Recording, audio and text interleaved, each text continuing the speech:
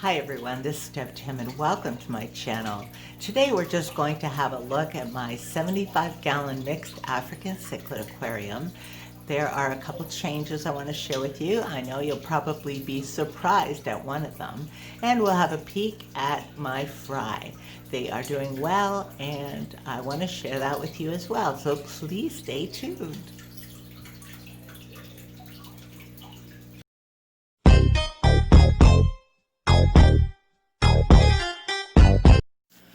This is my 75-gallon home to my mixed African cichlids. In here there are primarily mbuna, a few peacocks, a few haps, and also a few Lake Victoria cichlids. It's clear that this aquarium is heavily overstocked. There are over 60 cichlids in this aquarium. You will also notice the cichlids in this tank range from juvenile to adult. My community is always made up of all different sizes of cichlids, although I don't usually keep many that will get larger than 6 to 8 inches. At this point, the only fish in here that have the potential to get bigger than that are the venustus. I periodically rehome and restock cichlids in this tank, keeping the stock young. African cichlids are quite aggressive. Overstocking is a way of curbing the aggression. So first, let's look at signs you may see if your tank is improperly stocked. One indication is increased aggression. Each fish will look for a territory and try to defend it. If there are too many fish, fights will break out over territories. Having issues with water quality and parameters are also a byproduct of having too many fish. Your filtration system may not be adequate to handle the bioload put on it by the waste and food particles that don't get eaten and begin to rot. In turn, this will create an ammonia spike and become toxic to your fish. An increase in nitrates can affect your fish by lowering their immune system, enabling your fish to become weak and more susceptible to sickness. Both ammonia and nitrates in excess are toxic to your fish. To combat these issues, the only thing you can do is either lower your stock count or up your water changes. Increasing water changes for a time is okay, but not for any length of time, as it is costly, time-consuming, and stressful for the fish. Algae blooms are also a product of overstocking. Algae feed on nitrates and ammonia. When the water is rich in these two compounds, algae will flourish. Many of us know once you have algae, it's hard to get rid of. In a lower stocked aquarium, you will have fewer algae problems, making maintenance much easier. I know it's hard to avoid the temptation of getting more fish.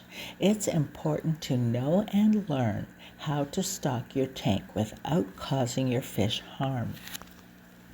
Another problem you may face is the fish overpopulating their own tank. In this case, you must remove some of the babies or adults to lower the number in the community. If you don't have another tank, give them to family and friends, keeping your fish healthy and encouraging interest in the hobby. Of course, you may have fish in the tank that will eat the young, in which case they can control their own population. Don't feel bad about it. This is nature at its best. You may be asking, how many fish are too many? How do I know how many fish to get? Fish come in all different sizes, shapes, and requirements. The best way to figure out how many fish you can fit comfortably, you must take the time to do some research on each fish that interests you. There are no hard and fast rules for this, no shortcuts. You must do your homework and you will have a better chance of having a healthy, successful community of fish. You know I have my tank overstocked. So are you wondering why, after sharing all the problems that overstocking can produce, don't I have issues like that with this tank? Well, let's take a look at how to successfully overstock an aquarium. It is possible, but it demands more work on your part to maintain an overstocked tank, not to mention increased costs, such as larger water changes, the price of more fish food, and so on. Not all fish can live in an overstocked aquarium. Some fish need quiet waters. The very first component of overstocking is increasing your filtration. By upping your filter system, that usually includes increasing water flow. In this case, fish that prefer low flow are not suitable for overstocking. Fish like cichlids are happy in strong flowing water. On this aquarium, I have a Fluval FX4 canister filter. This filter is suitable for aquariums up to 300 gallons and will pump 450 gallons per hour. For a properly filtrated aquarium, your goal is for your system to pump 4 times the amount of gallons of your tank in 1 hour's time. Maintenance on an overstocked aquarium also requires larger water changes. I do a 75% water change on this aquarium every week. That includes vacuuming and glass cleaning. Fake plants and rocks get cleaned every other week or so, depending on how they look. Overstocking also takes time. It's not something you can do over a week or a month, but will take a few months. Having increased your filtration is only part of the process. The most important aspect of increasing your stock is making sure that every time you add fish, the filtration can handle the increase. That means you can only add a few fish at a time, allowing your filtration to adjust to the increased bioload. Bacteria need to grow and multiply to consume the added waste and detritus your system will be filtering. Well, this takes time. I would suggest adding no more than 4 or 5 fish each time. Adding too many can shock your system and cause major problems. Once you have added the new fish, your system will be working hard to handle this new bioload put on it. So it's important to give the filter time to adjust to the increase in waste and build up more bacteria to handle it. The next group of fish should not be introduced to this aquarium that you are overstocking until at least 2 to 3 weeks. A month is even better.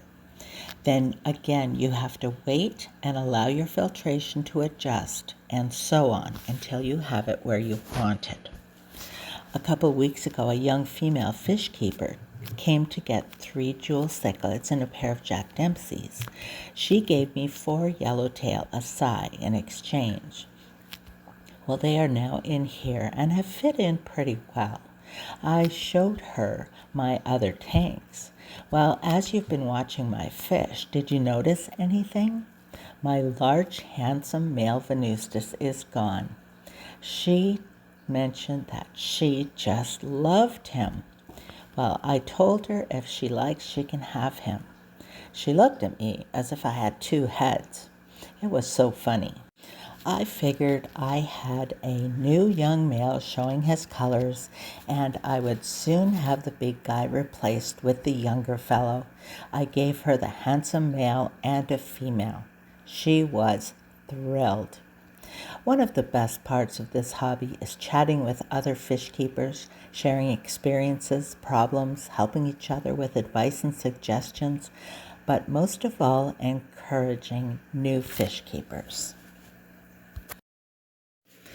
Talk about overstocking. There are a lot of fry in this little 10-gallon aquarium, well over 100. Of course, this is only temporary.